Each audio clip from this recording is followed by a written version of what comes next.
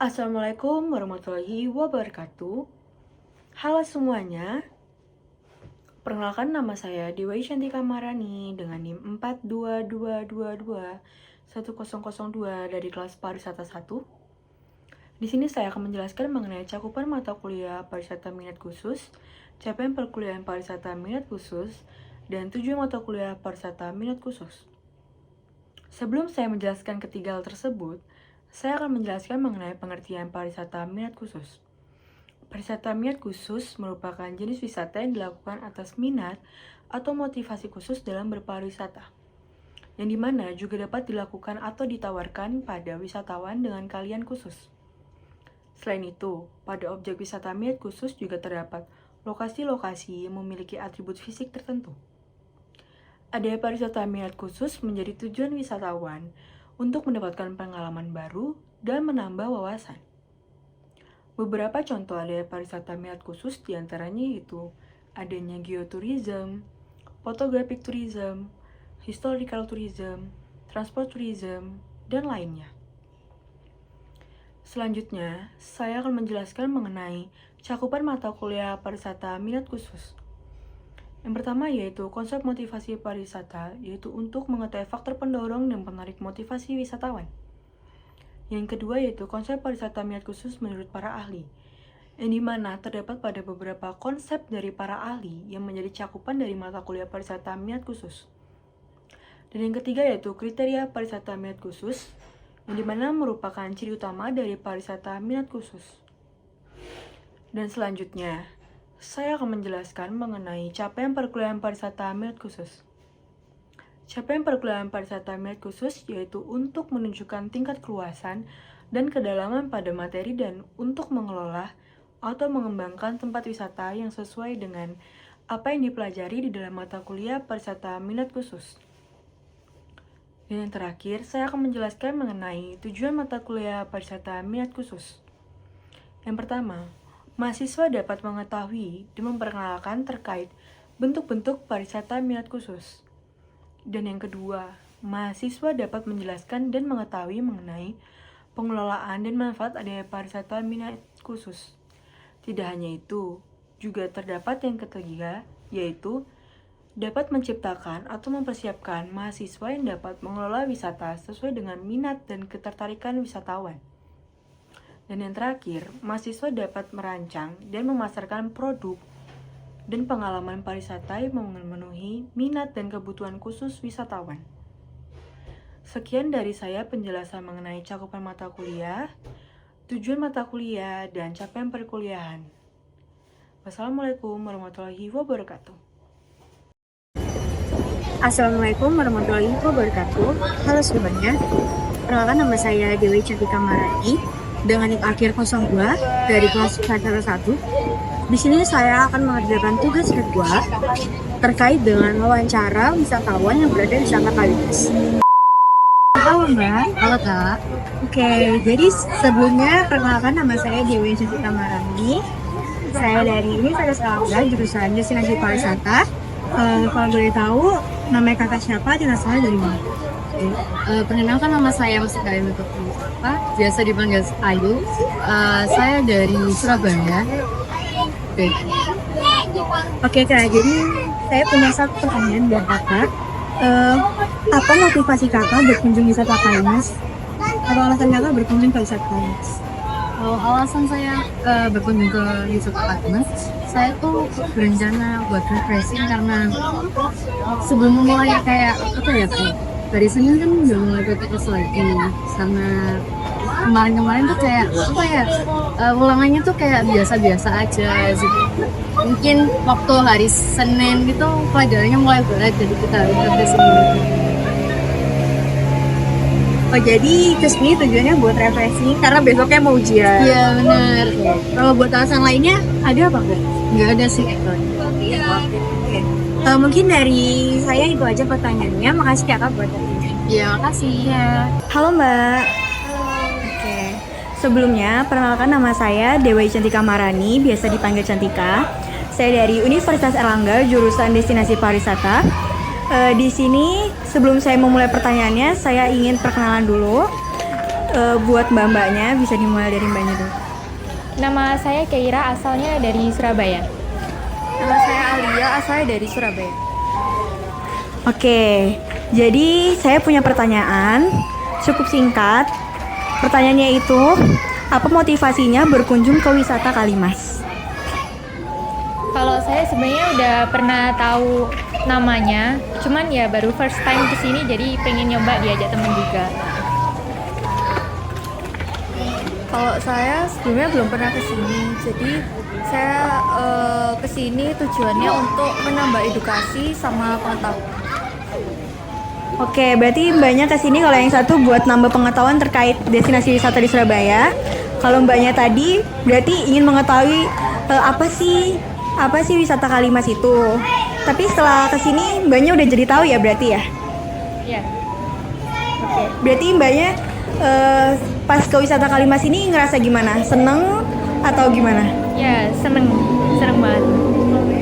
Seneng banget. Oke, mungkin itu aja yang bisa saya sampaikan. Makasih buat waktunya, Mbak. Makasih. Assalamualaikum warahmatullahi wabarakatuh. Halo semuanya. Perkenalkan, nama saya Dewi Cantika Maharani dengan NIM akhir 02 dari kelas Pariwisata 1. Di sini saya akan menjelaskan mengenai tugas ketiga dan keempat yang membahas mengenai pengertian pariwisata minat khusus, konsep wisata minat khusus, dan kriteria wisata minat khusus. Yang pertama, saya akan menjelaskan mengenai pariwisata minat khusus. Pariwisata minat khusus merupakan suatu pelancong yang mengunjungi suatu destinasi wisata untuk mengejar minat khusus mereka di suatu wilayah atau destinasi tertentu. Selanjutnya, yaitu pariwisata minat khusus menurut para ahli, yaitu menurut Lee Koris, yang dimana wisatawan minat khusus adalah mereka yang mengunjungi destinasi pusat untuk memenuhi bisnis tertentu dan untuk mengejar kesenangan yang sangat berbeda. Selanjutnya yaitu pengertian wisata minat khusus menurut Lee dan Bai. Yang pertama yaitu wisata minat khusus merupakan sesuatu yang merujuk pada pribumi yang pindah ke suatu tempat dikarenakan mereka memiliki motif tertentu yang dapat diperoleh di daerah tertentu atau wilayah tertentu. Dan yang kedua yaitu wisata minat khusus merupakan esensi produk layanan untuk memenuhi kebutuhan, keinginan, dan kebahagiaan individu atau kelompok. Dan yang ketiga yaitu wisata minat khusus merupakan wisatawan yang akan memiliki beberapa pengalaman penting yang terdiri dari penghargaan, pengayaan, petualangan, dan pembelajaran. Dan yang keempat yaitu wisata minat khusus merupakan berlatih atau menikmati sesuatu yang istimewa, tidak biasa dan berbeda serta fokus pada tujuannya saja. Dan yang kelima yaitu wisata minat khusus merupakan tindakan, tema, acara, atau tempat yang memiliki kemampuan untuk menarik pasar minat khusus. Dan keenam yaitu wisata minat khusus merupakan jalan baru di bidang pariwisata yang terdorong untuk memberikan nilai tambahan bagi pariwisata konvensional. Dan yang ketujuh yaitu pariwisata minat khusus merupakan produk yang harus memiliki daya tarik dan memberikan beberapa pengalaman unik atau istimewa di mata wisatawan. Dan yang kedelapan, wisata minat khusus yaitu wisata yang mencari pengalaman yang tidak biasa. Selanjutnya, saya akan membahas mengenai konsep wisata minat khusus. Konsep yang pertama yaitu wisatawan dalam jumlah kecil, akan tetapi sangat berdedikasi terhadap tujuan tersebut. Dan konsep kedua yaitu adanya kegiatan yang sangat tidak biasa dan hanya disaksikan sebagian kecil wisatawan atau biasa disebut wisata alternatif. Dan yang ketiga itu konsepnya yaitu hiburan yang disesuaikan dengan perasaan yang dimotivasi oleh minat khusus seseorang atau kelompok. Dan konsep keempat yaitu konsep yang dimana pergi untuk memilih objek layanan tertentu yang memberikan kepuasan, alasan berbeda dan eksplisit. Dan konsep yang kelima yaitu wisatawan tidak eksploitatif dan tulus. Dan konsep keenam yaitu adanya pariwisata massal yang terjadi di lingkungan yang terkesan dan konvensional. Dan konsep ketujuh yaitu pariwisata minat khusus menekankan pada bentuk kegiatan baru untuk memenuhi pergeseran permintaan di pasar. Selanjutnya saya akan membahas mengenai ciri-ciri wisatawan minat khusus. Di antaranya yaitu berani bayar mahal, usia parubaya, sendirian atau hampir tidak ada pendamping, Dan selanjutnya itu wisatawan yang lanjut usia. Dan selanjutnya saya akan membahas mengenai kriteria wisata minat khusus.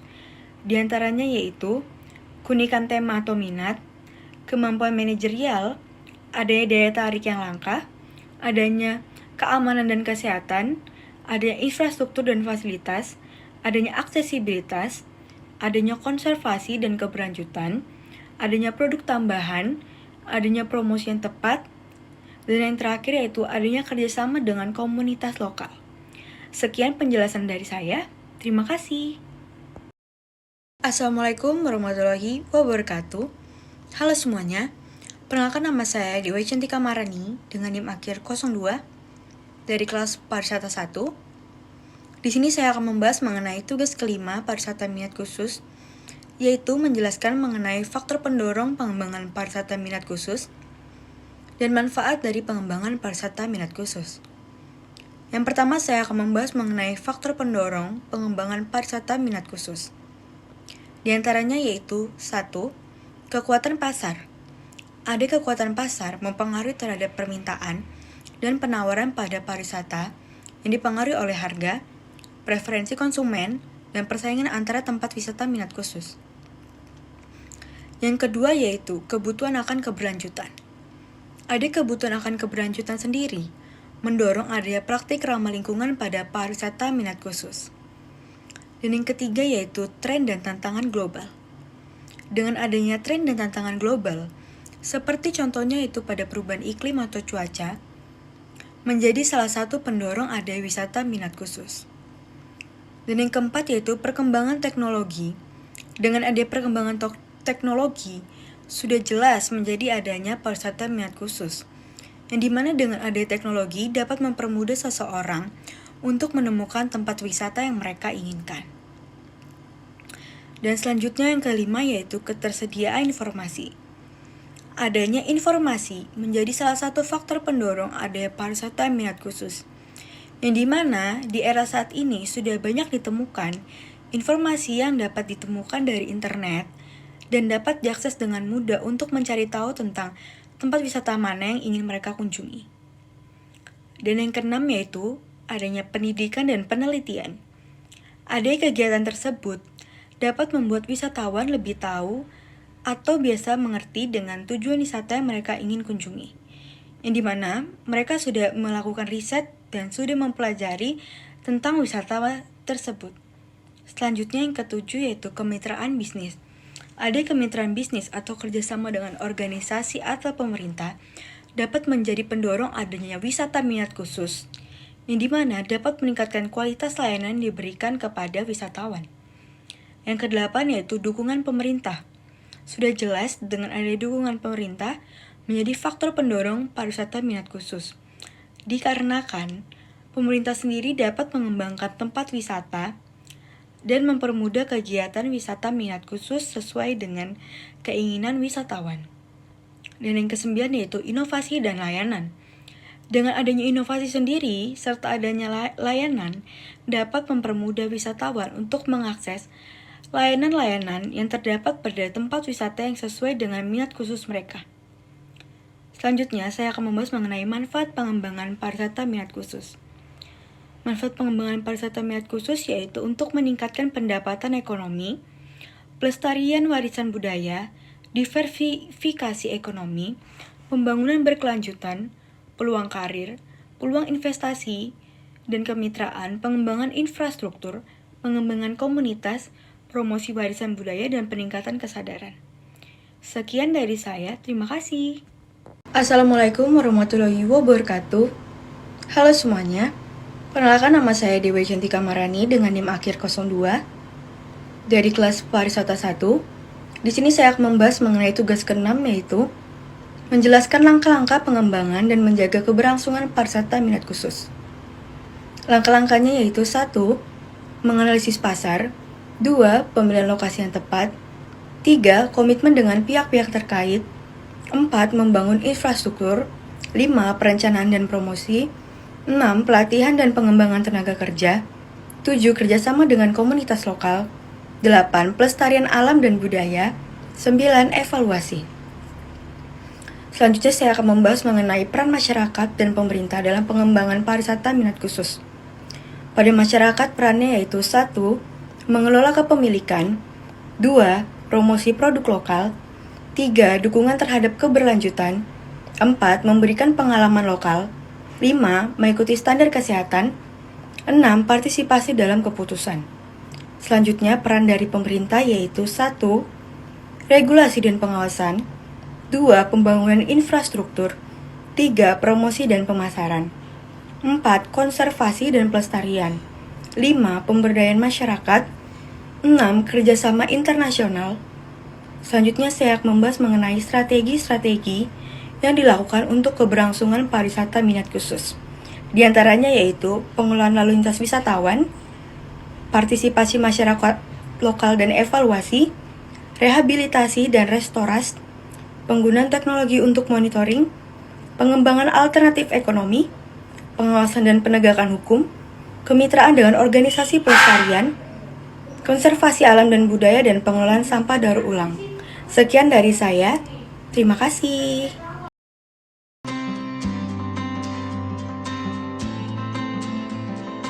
Assalamualaikum warahmatullahi wabarakatuh. Halo semuanya. Perkenalkan, nama saya Dewi Cantika Marani, biasa dipanggil Cantika, dengan NIM akhir 02 dari kelas pariwisata 1. Di sini saya akan mengerjakan tugas ke-7 mata kuliah pariwisata minat khusus, yang dimana mengunjungi wisata warisan budaya. Dan sekarang saya ada di Monumen Kapal Selam. Museum Monumen Kapal Selam atau biasa disebut Monkasel merupakan monumen kapal selam terbesar di Asia, yang dimana di dalamnya menawarkan wisata sejarah dan sebagai objek pelestarian wisata negara.